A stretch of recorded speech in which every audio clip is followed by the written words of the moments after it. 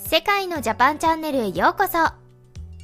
今回はヨーロッパで大人気のトヨタのある車種の事故動画が話題となっていましたので、それに対する海外の人々の反応をご紹介します。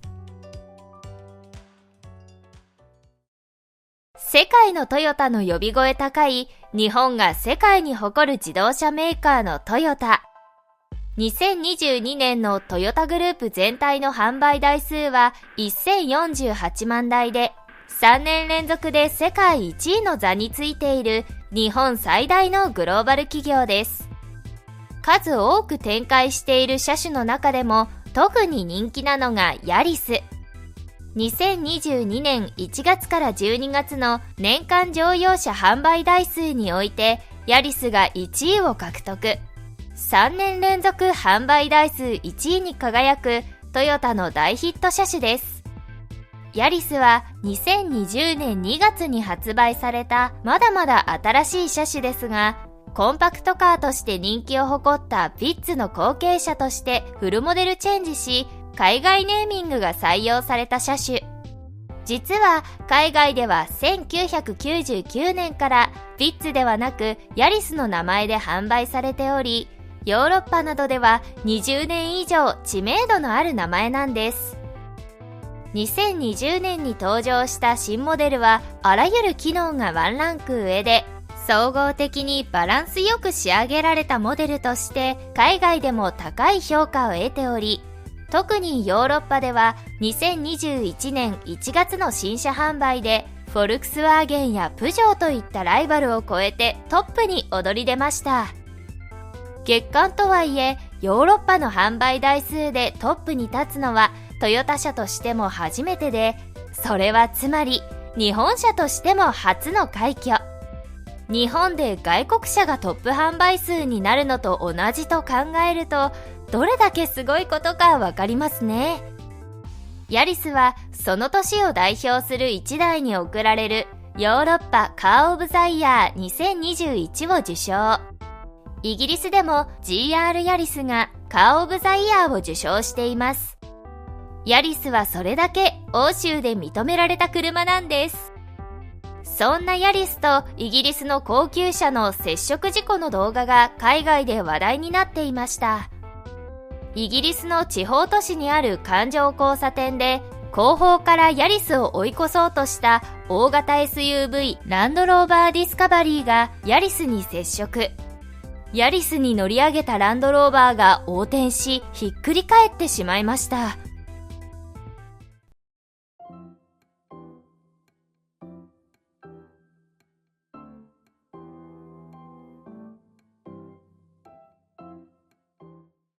GR ヤリスは市販車をベースにした車でタイムを競う世界ラリー選手権で勝つ車をコンセプトに作られたスポーツカー。対するランドローバーはイギリスの高級 SUV、7人乗りの大型のオフロードカーです。コンパクトなヤリスが大型のランドローバーを吹き飛ばしたように見え、またヤリスに傷一つない様子が映し出されています。実際にはヤリスが頑丈だからというよりは、ランドローバーの重心と車高が高いために、車高の低いヤリスに前輪が乗り上げたことでバランスを崩したランドローバーが横転してしまったようですが、これを見た海外の人々はヤリスの耐久性に驚いたようで、様々な声が寄せられていましたので、その一部をご紹介します。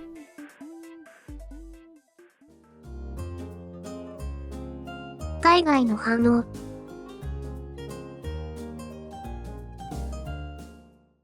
ヤリスには傷一つついてないぞ。トヨタすごすぎ。トヨタなんだから当然でしょう。隕石の落下ですら無傷で生き残るさ。無敵の車を作るので有名だからね。トップギアのハイラックスを覚えてるでしょ。ヤリス GR は自動車ジャーナリストが皆こぞって史上最高の車だというくらいすごい車だよ。僕が乗ってる車だ。正直今までで一番満足している最高の車さ。ヤリスの肩にぶつかったら相手が吹き飛んだみたいになってる。高級 SUV が簡単にひっくり返ってて感動。これはびっくり。次の車はこれにするよ。友人のヤリスもはるかに大きな車を交差点で弾き飛ばしてた。もちろんヤリスは無傷だったよ。トヨタ乗りだけど、これはお気に入り動画になったね。トヨタの CM になったら面白いのに。トヨタはマジで自動車業界の装甲車。どっかの国の勝手に壊れる車とは大違いだね。以上が海外の人々の反応でした。車に乗る上で事故に遭う可能性は決して低くなく、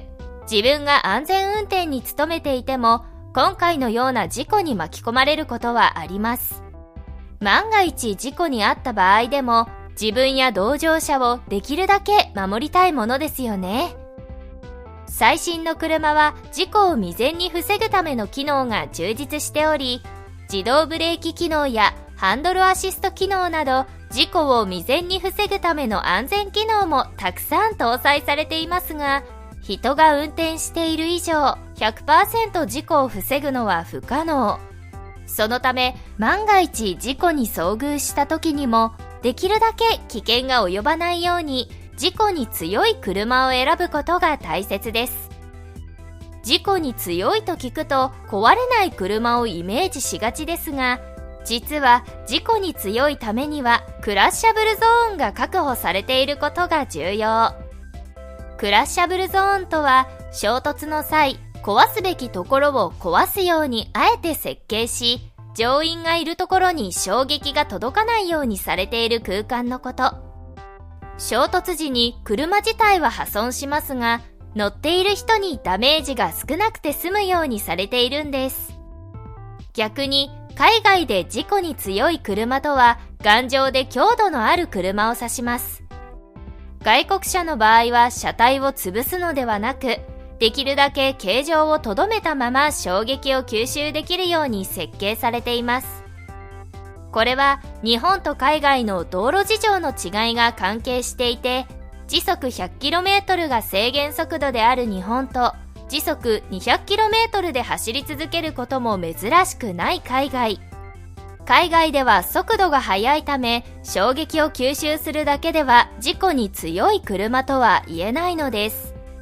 日本車は海外ほどの速度に耐えうる設計になっていないため、例えば 200km で走行して事故を起こすと、衝撃に耐えられず悲惨な状態になってしまいます。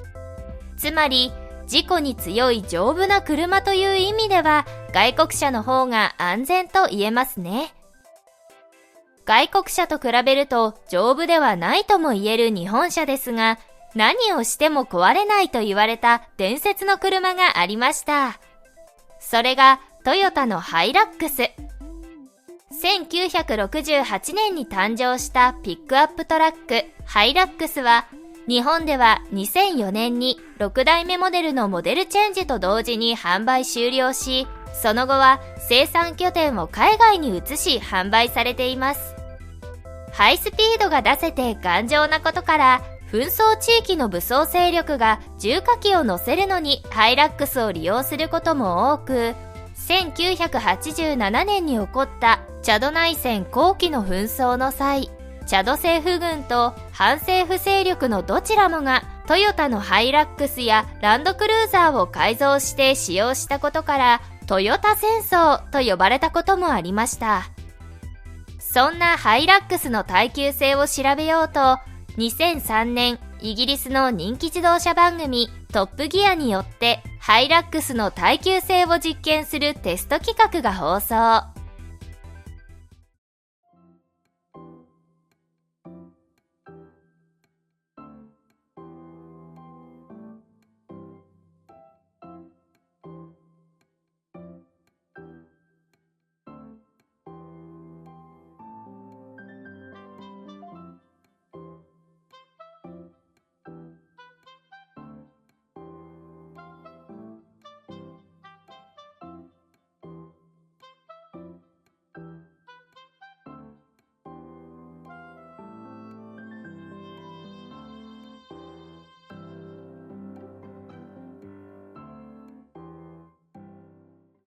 番組では4代目ハイラックス、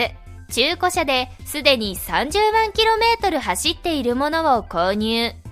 パーツの交換は一切なし、普通の工具のみを使って修理するのがテストの条件でした。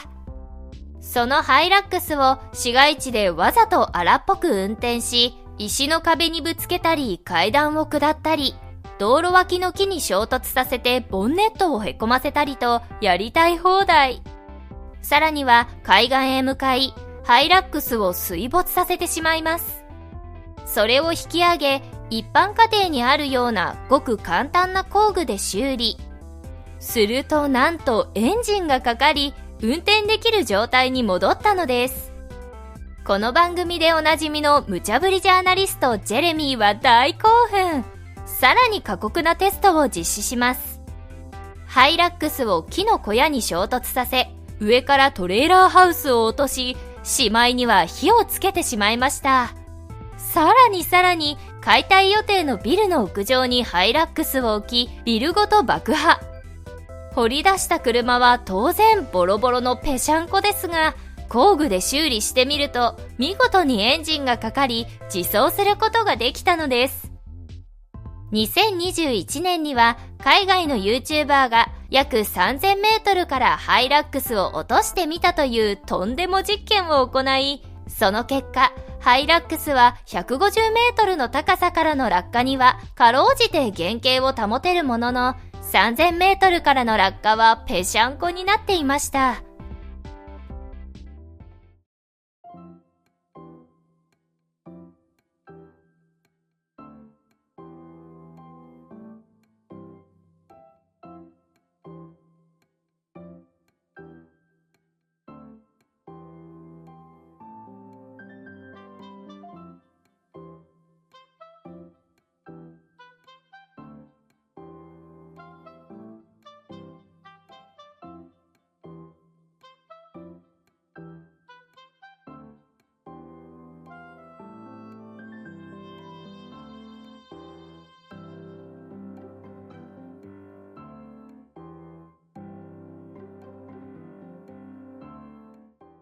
3000メートルからの落下実験に意味があるのかはわかりませんが、この動画のコメントには、この高さから落とされてもバラバラにならなかったことがすごい。ハイラックスを壊すにはここまでする必要があるのか、とその頑丈さに驚いていました。まさに伝説級の壊れない車ですね。ハイラックスは少し特殊ですが、一般的な外国車より丈夫ではない日本車が海外でも人気な理由は、総合的に優れている車が多いから。また、燃費が良くて壊れにくい、安全機能も充実しているといった理由の他に、何よりも日本車への信頼があります。自動車業界においてものづくりの日本の信頼は揺るぎなく、今後も日本車は世界の人々から注目され続けることでしょう。動画を最後までご覧いただきありがとうございました。この動画が参考になりましたら、チャンネル登録と高評価ボタンをお願いします。今回のナレーションはエリがお送りいたしました。